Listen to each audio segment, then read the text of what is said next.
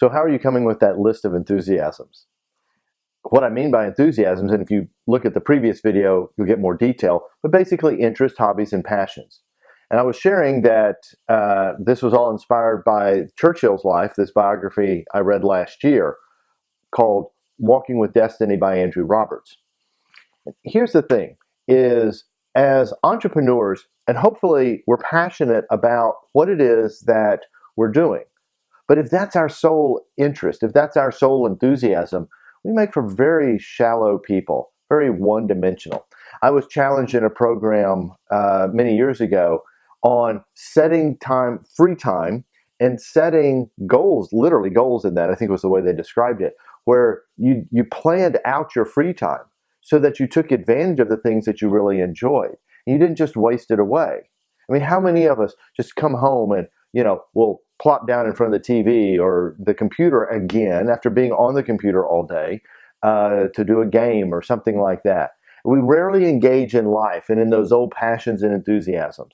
So it's our antidote. I said this at the very end of the last video. It's our antidote as entrepreneurs. Let me just share with you some of Churchill's enthusiasms. I mean, this is remarkable. Keep in mind, this is the man who basically saved the world from the Nazis. His interests, activities, his enthusiasms are architecture, gambling, horse racing, toy soldiers, eclectic pastimes at Harrow, butterflies, horsemanship, polo playing, cigar smoking, love of painting and sketching, reciting Shakespeare, driving, big game hunting, the English language, hunting again, dancing lessons, flying, love of unusual hats, beekeeping. I used to do beekeeping. Bricklaying. Okay, so this is fascinating. One day, so this is at Chartwell where he lived, and he had some men there putting in a little brick wall. And he goes out there, is watching them, and he goes, I'd like to try that.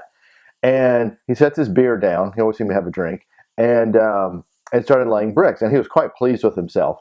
And as I recalled, I mean, this was early in the book, or a long time ago, like middle of last year when I read it. And I think he goes in for lunch or something like that.